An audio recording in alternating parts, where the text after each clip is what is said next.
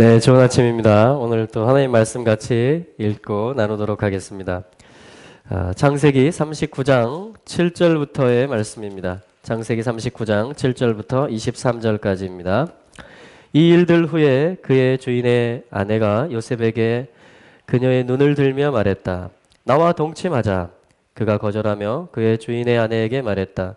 보십시오. 내 주인은 그 집에 무엇이 있든지 나만큼 모릅니다. 그에게 있는 모든 것을 그는 내 손에 주었습니다. 그는 이 집에서 나보다 크지 않습니다. 그는 오직 당신 외에는 어떤 것도 내게 아끼지 않았으니 이는 당신이 그의 아내이기 때문입니다. 그런데 어떻게 내가 이 큰 악을 행하여 하나님께 죄 지을 수 있겠습니까? 그녀가 요셉에게 매일 간청했다. 그러나 그는 그녀와 동침하고 그녀와 함께 있자는 그녀의 말을 듣지 않았다. 그러던 어느 날 그가 그의 일을 하러 그 집으로 갔는데 거기 그 집의 사람들 중에 한 사람도 그 집에 없었다. 그녀가 그의 옷을 잡고 나와 동침하자라고 말했다. 그는 그의 옷을 그녀의 손에 버려두고 그 밖으로 도망쳐 나갔다. 그가 그의 옷을 그녀 손에 버려둔 채 그 밖으로 도망가는 것을 그녀가 보았을 때 그녀는 그녀의 집 사람들을 불러 그들에게 말했다. 이르기를 보라, 그가 우리를 희롱하도록 이브리 사람을 우리에게 데리고 왔다. 그가 내게 와서 나와 동침하자라고 해서 내가 큰 소리로 불렀더니 그는 내가 소리 높여 부르는 것을 듣고는 내게 그의 옷을 버려두고 도망쳐 그 밖으로 나갔다. 그녀는 그의 주인이 그의 집에 올 때까지 그녀 곁에 그의 옷을 두었다. 그녀는 그 말들을 그대로 그에게 말했다. 이르기를 당신이 우리에게 데리고 온 그 이브리 종이 나를 희롱하려고 내게 왔어요. 내가 내 소리를 높여 사람을 부르자 그는 내게 그의 옷을 버려두고 그 밖으로 도망쳤어요. 그의 주인은 당신의 종이 내게 이런 일들을 했어요 라고 말하는 그의 아내의 말들을 들었을 때 화가 났다. 그래서 요셉의 주인은 그를 취하여 그 감옥 곧 그 왕의 죄수들을 가두는 곳에 넣었다. 그가 그곳 곧 그 감옥에 있을 때 여호와께서 요셉과 함께 계시고 그에게 인애를 베푸셔서 그가 그 간수장의 눈에 들게 하셨다. 그 간수장이 그 감옥에 있는 그 모든 죄수들을 요셉의 손에 주니 거기서 하는 모든 일을 그가 하게 되었다. 여호와께서 그와 함께 계셨기 때문에 그 간수장이 그의 손에 있는 어떤 일도 보지 않았다. 그가 하는 일을 여호와께서 형통케 하셨다. 아멘. 자, 요셉이 지금 이제 보디발의 집 안에 있었습니다. 그런데 그 보디발의 집 안에는 무엇이 있었냐면 왕의 죄수들을, 그러니까 오늘날로 말하면 아주 그 정치범, 어떤 죄인들을 가두는 그런 감옥이 이 보디발의 집에 있었습니다. 자, 그래서 7절, 오늘 시작했던 말씀 7절에 보면 이 일들 후에라는 말이 있어요. 그래서 하나님께서는 계속해서 일들을 진행해 나가십니다. 보디발의 집과 보디발의 밭이 다 요셉 때문에 복을 받게 되었습니다. 근데 그게 끝이 아니고 하나님께서는 더 이 요셉 안에 들어있는 데스티니를 발전시켜 나가시고 요셉과 함께 하시고 요셉이 형통한 사람이 되게 하셔서 요셉이 이제 가는 곳마다 복을 끼치게 하시고 복을 베푸시기를 원하시는 그 하나님의 손이 계속 임하고 있는 것입니다. 여러분, 우리의 삶에 어떠한 열매가 있다 할지라도 우리의 삶에 어떠한 성취가 있다 할지라도 거기서 머무르지 마십시오. 계속해서 하나님을 바라시고 하나님께서 하나님의 일을 나를 통해서 계속 하시도록 그렇게 열어드리시고 구하시고 그렇게 주님의 음성에 귀를 기울이시기를 바랍니다. 자, 그 어떤 일이 기다리고 있었냐면 그 다음에 그 요셉이 그 용모도 아름답고 준수하고 하나님이 은혜를 주시니까 이 요셉을 탐내는 자가 있었습니다. 그게 누구냐면 바로 이 여주인 보디발의 아내였습니다. 그래서 동침하자 이렇게 말하고 10절에 보면 매일 간청하면서 뭐라고 말하냐면 나와 동침하자, 나와 함께 있자 이렇게 말을 합니다. 어떻게 보면 영적인 공격이라고도 볼 수 있겠죠. 왜냐하면 요셉의 지금 형통함은 어디에서 왔습니까? 스스로 계신 하나님. 있었다 하나님이 요셉과 함께. 그래서 요셉이 지금 하나님 보시기에 준수하고 아름답고 형통한 사람이 돼 있는 것이고 보디발의 집에 복이 임하는 것을 다 보고 있는 것입니다. 하나님이 요셉과 함께하는 분이시고 요셉도 한 가지 그 중심에 있는 것이 뭐냐면 내가 하나님과 함께하는 자이다 라는 것이 있는 것이에요. 그것이 이스라엘의 정체성이고 성도의 정체성이죠. 그런데 이 보디발의 주인이 한 말이 뭐냐면 나와 동침하자, 나와 함께 있자 라고 말하는 것입니다. 네. 여러분 시편 1편의 말씀이 생각나지 않으십니까? 복 있는 사람은 악인의 꾀를 쫓지 않습니다. 오만한 자의 자리에 앉지 않습니다. 오직 여호와의 토라를 즐거워해서 그의 토라를 즐거워하고 또 밤낮으로 묵상하는 자다. 그러니까 계속 밤이나 낮이나 하나님과 함께 있고자 하고 하나님의 음성으로 인해서 살아가는 그러한 요셉에게 누군가 어떤 세력이 나타나서 어떠한 문화의 모습으로 어떤 미디어의 모습으로 아니면 어떠한 다른 풍조의 모습으로 세상의 가치관의 모습으로 함께 있자 이렇게 말하는 것입니다. 연합하자, 동침하자 이렇게 말하는 것이에요. 근데 요셉이 이것에 대해서 단호히 거절하면서 내가 하나님 앞에서 득죄할 수 없다. 내가 하나님 앞에서 내가 죄를 범할 수 없다. 이렇게 말하면서 그 자리를 피하려 합니다. 이때 12절에 보면 그녀가 요셉의 옷을 잡고 나와 동침하자 이렇게 붙들고 늘어지니까 어떻게 합니까? 그 옷을 그대로 버려둔 채로 요셉이 밖으로 도망쳐 나가는 것입니다. 여러분 이 옷이라는 것은 신분을 의미하고요. 어떤 품위를 의미하고 또 명예와 어떤 일을 한 것에 대한 보상을 얘기합니다. 어떤 훈련을 통과한 것에 대한 제복을 의미하는 것이죠. 자, 그런데 처음에 요셉에게 입혀졌던 옷이 아버지 야곱에 의해서 색동옷이 입혀졌습니다. 얼마나 존귀한 자의 정체성입니까? 근데 그것이 형들에 의해서 벗겨졌고 지금 보디발의 집까지 오게 되었어요. 그런데 하나님이 요셉과 함께 하시고 그 요셉의 신실함 앞에 모두가 인정해서 하나님이 너와 함께 하시는구나 해서 이제는 보상의 옷을 입혀주고 품위의 옷을 입혀주고 명예의 옷을 입혀줬던 것입니다. 그런데 그 옷을 또 붙들고 이것을 벗기려 하는 어떠한 음녀가 있는 것이에요. 여러분 거룩과 순결을 유지하시기를 축복합니다. 아멘. 그래서 이것을 입는 것은 행정하는 사람이며 어떠한 관리자의 옷을 입었겠죠. 그런데 그것을 포기합니다. 요셉이. 자기가 얻은 것, 보상으로 얻은 것을 포기하고 내려놓고 그 자리를 도망쳐 나감으로써 하나님과 함께하는 것을 나는 계속하겠다. 나는 당신과 함께할 수 없다라고 결별을 선언하고 어떠한 그 set apart 그 악으로부터 뛰쳐나오는 것입니다. 분리돼 나오는 것이에요. 할렐루야. 좀 하나님이 얼마나 기뻐하실까요? 하나님이 얼마나 기뻐하실까요? 그래서 요셉은 계속해서 벗겨졌지만 형들에 의해서 또 이 여자에 의해서 계속해서 하나님은 오히려 요셉을 정금처럼 만들어 가시고 요셉을 통해서 더 정말 크고 놀라운 구원의 역사들을 이루어 가십니다. 할렐루야.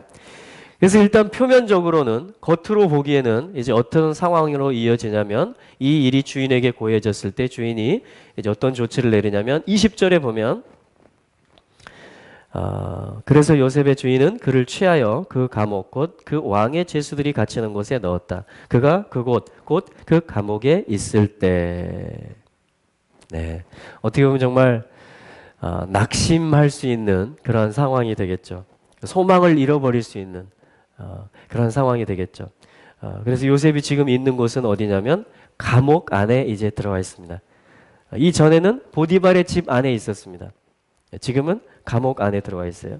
자, 감옥이라는 것은 뭐냐면은 어떤 하나님의 지지가 계속되는 곳이고 하나님의 평가가 계속되는 곳인데 소하르라고 합니다. 소하르. 하르. 잉태한 것에 대해서 품은 것에 대해서 그 안에 있는 정체성에 대해서 하나님이 계속해서 그것을 평가하시면서 단련하시면서 또한 지지하고 보호하시면서 계속 그것을 발전시켜 나가는 곳. 자, 이것을 뭐라고 하냐면 소하르, 감옥이라고 합니다. 이 원래의 뜻은 뭐냐면은 사하르 하면 무슨 뜻이냐면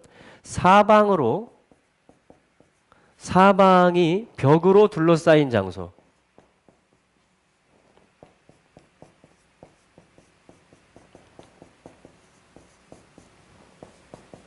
네. 사방이 벽으로 둘러싸인 곳을 뭐라고 하냐면 이 사하르라는 뜻이 그거예요. 거기서 이제 명사형으로 하면 소하르가 돼서 감옥이라는 뜻이 되는 것입니다. 지금 요셉은 이 감옥 안에 들어와 있습니다. 그런데 하나님께서는 21절에 보니까 여호와께서 요셉과 함께 계신다 이렇게 말씀합니다. 여러분, 감옥이 요셉을 가둘 수 있었습니까? 겉사람으로는, 표면적으로는 가두었습니다. 사방으로 가두었습니다. 사방이 벽으로 다 둘러싸여 있습니다. 그러나 요셉의 속사람은, 요셉의 영은 가두어지지 않았습니다. 어떻게 해요? 영이신 하나님이, 계신 하나님이, 스스로 계신 하나님이 요셉과 함께 하시고 교통하심으로 요셉은 지금 갇힌 것 같으나 갇히지 않은 사람이 된 것입니다. 오히려 어떻게 보면 그 보디발의 집의 행정을 볼 때보다 더 많은 하나님과 교제할 수 있는 시간을 가진 것입니다. 네.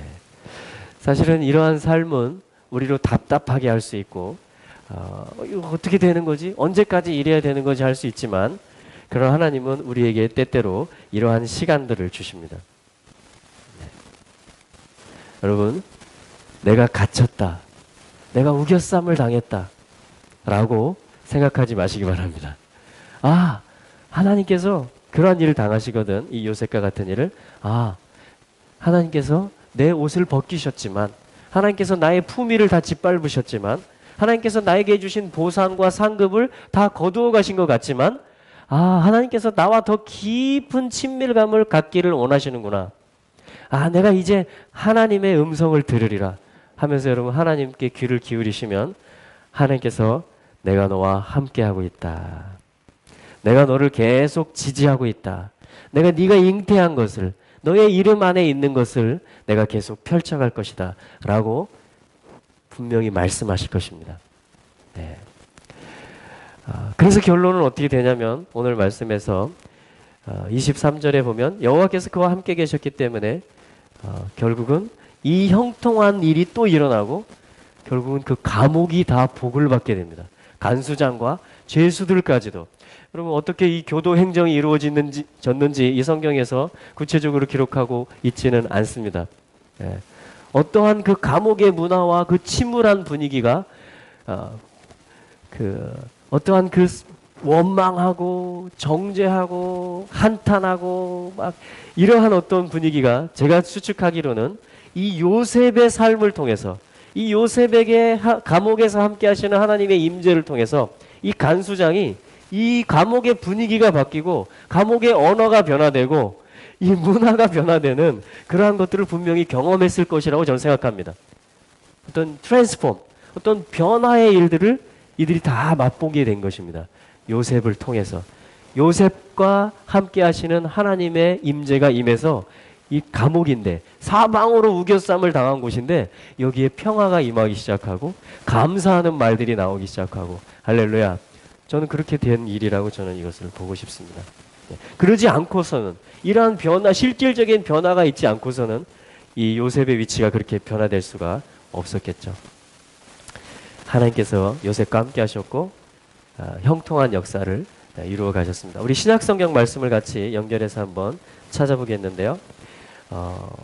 먼저 우리 고린도 후서 4장 8절의 말씀을 보겠습니다. 고린도 후서 4장 8절의 말씀에 보시면 우리가 사방으로 우겨쌈을 당하여도 쌓이지 아니하며. 여러분, 이 사방으로 우겨쌈을 당하였다라는 말이 바로 이 사하르라는 말이에요. 사방이 벽으로 둘러싸인 장소다, 그런 뜻입니다. 사방으로 우겨쌈을 당하여도 지금 이 사도 바울이 교회를 향해서 뭐라고 말하고 있습니까? 우리는 쌓이지 않는다 이렇게 말을 합니다. 할렐루야. 요셉의 하나님이 지금 교회 가운데 지금 임하신 것이에요. 동일한 임마누엘의 하나님이신 것입니다. 할렐루야. 그래서 답답한 일을 당하여도 낙심하지 않는다. 여러분, 원수는요, 음녀는요, 우리를 훼손하고 우리의 거룩을 그가 어떤 악한 생각과 어떤 죄된 문화들이 우리에게 들어오게 되면 어떻게 될까요? 우리가 함께 있는 것이 돼요. 그와. 그러면 어떻게 됩니까? 우리가 훼손되는 것이며, 그럼 어떤 결과가 벌어지냐면 우리가 소망을 잃어버리게 됩니다. 오늘 나를 정죄하기 때문에 미래에 대한 소망을 또한 잃어버리게 돼요. 이것이 원수의 전략입니다. 그래서 우리를 막 우겨 싸는 것이에요. 답답한 일을 당하도록 하는 것입니다. 아니, 그런데 이 일은 하나님이 주관하시는 일이에요. 욥기서를 보면 하나님이 허락하지 아니하면 어떤 일도 일어나지 않습니다. 고로 이 바울의 말은 우리가 사방으로 우겨쌈을 당하여도 쌓이지 아니하며 답답한 일을 당하여도 낙심하지 아니한다. 그래서 10절에 보면 우리가 항상 예수 죽인 것을 몸에 짊어진다. 예수의 생명도 우리 몸에 나타난다. 할렐루야. 그러니까 예수 생명이 우리 몸에 나타나는 일이라는 것이에요. 어떻게? 겉사람은 후패해지나 속사람은 날로 새로워져서 예수 생명이, 영의 생명이 은혜와 평강에 속한 일들, 소망에 속한 일들이 더 향기가 나게 되고 더 보여지게 되고 풀어지게 되는데, 이것은 주님이 올라오시는 일이며 주님이 보여지시는 일이라는 것입니다. 할렐루야. 여러분, 감옥에 갇힌 사람들이 있었습니다. 이것은 바울의 간증이기도 해요. 바울은 계속 여러 번 감옥에 갇혔습니다. 매를 맞기도 했습니다. 옷이 벗기워지기도 했어요. 우리 사도행전 16장에 보면 또 이 말씀이 나옵니다. 사도행전 16장 22절에 보면 이 더러운 귀신 들린 그것을 축사하고 예수의 이름으로 그 귀신을 쫓아냈을 때에 그 종을 통해서 이득을 보던 그 주인이 고소를 해서 바울이 지금 감옥에 갇히게 되는 말씀이 나옵니다. 사도행전 16장 22절에 보면 무리가 일제히 일어나 송사하니 상관들이 옷을 찢어 벗기고. 여러분, 요셉의 이야기와 너무 같지 않습니까? 여러분, 이것이 예수님의 이야기잖아요. 예수님의 옷이 찢어지며 또한 벗겨지며 수치와 조롱을 당한 것입니다. 하나님으로서의 품위가, 여러분, 어떤 선생, 랍비로서의 품위가 다 벗겨지고 찢어졌던 것입니다. 그래서 이 바울이 어떻게 되냐면 23절에 많이 친 후에 옥에 가두고 간수에게 분부하여 든든히 지키라. 여러분, 얼마든지 낙심할 수 있는, 주님의 일을 하다가 낙심할 수 있는 그런 일을 당한 것이죠. 그런데 이들이 어떻게 되냐면 그 발에 착고가 차인 상황 속에서 25절에 보면 밤중쯤 되어 바울과 실라가 기도하고 하나님을 찬미하며 죄수들이 듣더라. 네. 하나님의 손 안에서 지금 요셉처럼 바울과 실라가 감옥에 갇히게 되었고, 밤중에, 여러분, 죄수에게 얼마나 피곤하겠어요. 지금 몸도 지쳤고 잠을 자야 되는 시간이에요. 밤중에 이들이 하나님을 찬미하기 시작하고 기도하기 시작합니다. 제가 이제 다음 주에 일본에 가게 됩니다. 하누카에 일본에 가는데 그 사이타마 만국 기도회 집에서 그 알리아, 이 한국, 중국, 일본 가운데 있는 그 유대인들 또 12지파의 그러한 그 후예들을 어떻게 우리가 찾고 또 어떻게 그들이 고토로 약속의 땅으로 돌아갈 수 있을지를 섬기고 돕기 위한 그런 어떤 모임을 하는 그러한 장소에 제가 같이 참여를 하게 되는데, 그러니까 잃어버린 지파를 찾는 것이에요. 그러니까 잃어버린 아들을 찾는 거죠. 잃어버린 아들. 근데 이것을 제가 기도할 때에 하나님께서 저희 자녀들 중에 한 아들을 생각나게 하셨어요. 근데 이 아들은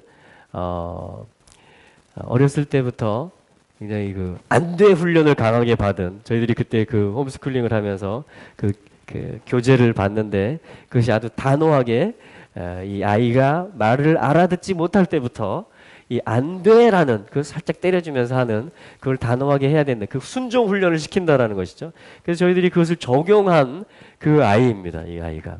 그래서 이 아이가 물론 그런 훈련도 됐겠지만 오히려 그것이 압박으로 인해서 눌림으로 인해서 이 아이의 어떤 자아가 자유롭게 어떤 가정 안에서 편하고 자유롭게 무엇을 해도 내가 용납될 수 있다라는 그것이 또한 패밀리의 모습이잖아요. 그렇죠? 예. 그러한 부분에 대해서 많이 약해졌어요, 이 아이가. 그래서 어떤 틱 증상도 나타났었고요. 어떤 좀 남자아이긴 하지만 좀 다른 아이들보다 거친 행동도 나타나고 그런 모습들이 많이 좋아지기도 했지만 여전히 그런 모습들이 아직 남아있는 것을 제가 보면서 아버지로서 미안한 마음이 있고 치근한 마음이 있습니다. 마치 예레미야 31장에서 하나님께서 자기 자신을 나는 이스라엘의 아비요 에브라임은 내 장자니라 이렇게 하나님 말씀하시잖아요. 그래서 내가 그를 치근히 여긴다.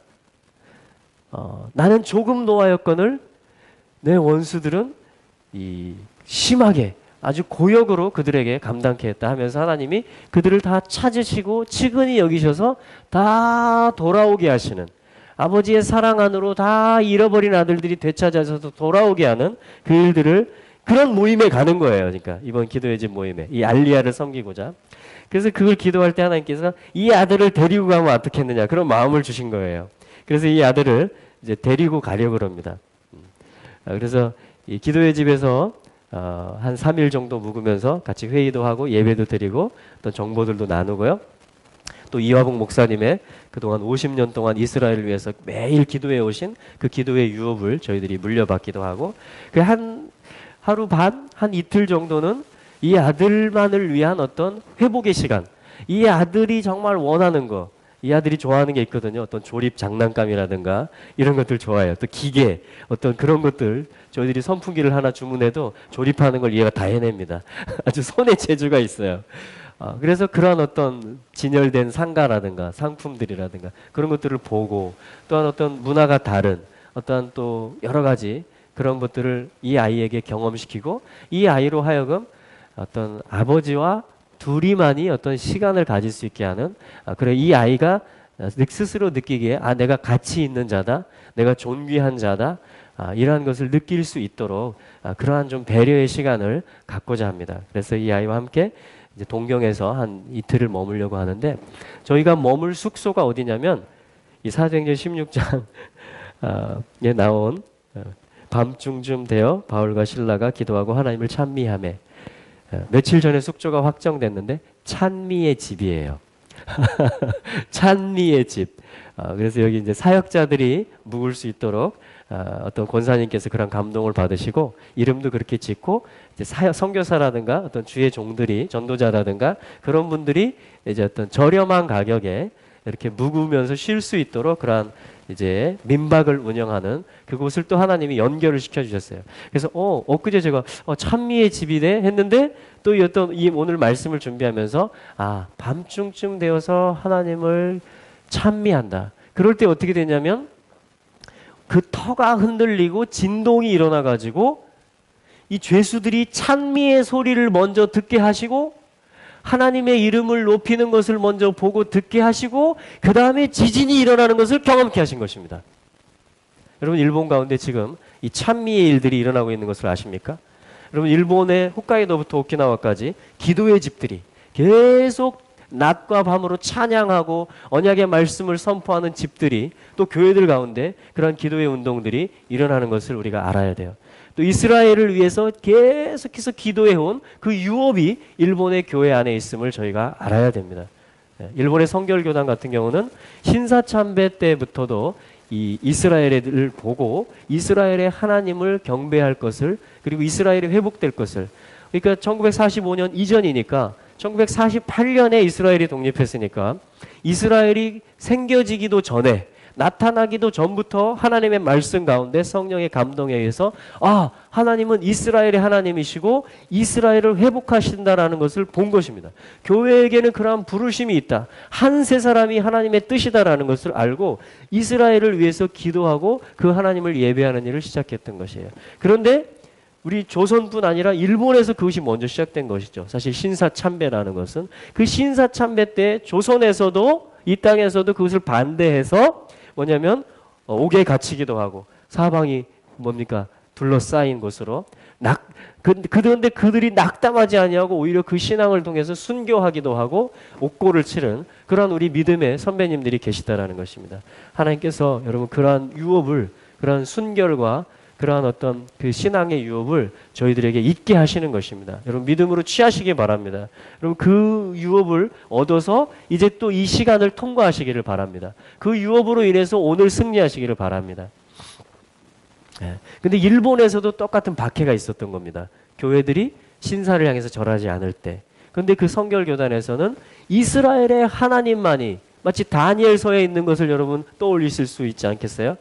그 금신상에게 절할 수 없다라는 것이에요. 그래서 그 핍박 가운데 있었던 그 성결교단의 그 교단입니다. 거기서 이제 이화복 목사님께서 예수님 영접하고 그 자연스럽게 이스라엘의 기도의 유업을 받아서 계속 매일매일 기도하고 이스라엘 회복을 위해서 또한 절기 때가 되면 일본에 있는 유대인들, 일본인과 결혼해서 사는 유대인도 있고요. 또 일본에 여행으로 왔고 또 어떤 지사에 어떤 일을 하러 온 그들을 초대해서 식사 테이블을 만들고 그들의 절기를 그들이 기도문을 읽고 블레싱을 하고 하면서 지키고 함께 기뻐하면서 그런 일들을 계속 지금 몇십 년째 해오고 계신 것입니다. 그래서 여러분 잃어버린 아들들은 다 찾아질 것입니다. 지파들은 돌아갈 것입니다. 왜냐하면 하나님은 이스라엘의 아비이시며 에브라임은 그의 장자이기 때문입니다. 여러분 에브라임이 바로 요셉의 소생인 것입니다. 이러한 갇히는데도 이러한 낙심의 상황인데도 하나님을 찬양하고 그 언약을 품고 예수의 생명이 나타나게 한 그 죄수들이 다 사도행전에서도 창세기에서도 감옥 여러분 낙심과 절망밖에는 없잖아요. 사방으로 갇혀있기 때문에. 그런데 그곳에 하나님의 임재가 임함으로 말미암아 소망이 살아나고 분위기가 바뀌고 그런 생각과 언어가 바뀌어지는 일들이 여러분 오늘도 일어날 수 있습니다. 여러분 여러분들 가정과 공동체 가운데 여러분들 지역 가운데 감옥의 그 사방의 문들이 보여질 수 있습니다. 그러나 하나님의 임재가 여러분에게 임함으로 여러분이 찬미하는 자가 되므로 여러분 터가 흔들리게 될 것이고 여러분 일본도 마찬가지죠. 이제 한국도 마찬가지입니다. 지진이 자주 일어나기 시작합니다.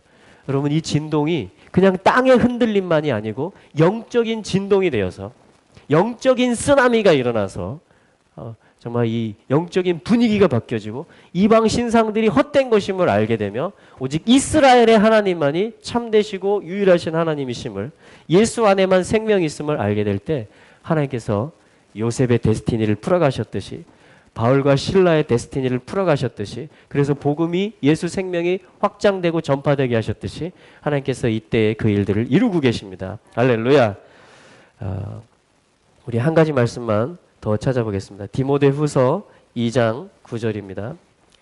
디모데후서 2장 9절의 말씀. 복음을 인하여 내가 죄인과 같이 매이는 데까지 고난을 받았으나 하나님의 말씀은 매이지 아니하니라. 여러분 사람은 매이는 것처럼 보일 수 있습니다. 어떠한 일에 아니면 내가 누구를 섬겨야 할 때도 있습니다. 어떤 우리 가정 중에 환자가 있거나 그럼 내가 거기 매이는 것처럼 보일 수 있습니다. 또한 감옥에 갇힐 수도 있습니다. 심지어는 여러분 중국에서는 우리 그 형제들의 간증을 많이 듣잖아요. 북한은 어떻습니까? 정치범 수용소에 실제로 그렇게 믿음 때문에 강제 노역을 하고 있는 우리 형제들이 있습니다. 여러분 이 땅 안에. 여러분 복음을 인해서 죄인과 같이 되고 그 옷이 벗겨지고 죄수의 옷을 입고 매이는 데까지 고난을 받을 수 있습니다. 할렐루야. 그러나 하반절이 뭡니까? 하나님의 말씀은 매이지 아니합니다. 하나님의 말씀은 매이지 아니합니다. 하나님의 임재가 이 땅에 드리워지는 것은 감옥도 막을 수 없습니다. 어떠한 압박도 막을 수 없습니다. 할렐루야. 하나님의 말씀은 매이지 아니하니라. 할렐루야. 오늘 이 말씀으로 여러분 힘을 내시고 하나님의 임재가 여러분들을 통해서 나타날 것이며 요셉의 형통함이 여러분 공동체의 형통함이 될 것이며 그럴 때 영적인 진동이 일어나게 될 것이고 하나님의 말씀이 매이지 않으므로 달려가서 성취되는 역사들이 있게 될 것을 주 예수 그리스도의 이름으로 선포합니다. 아멘.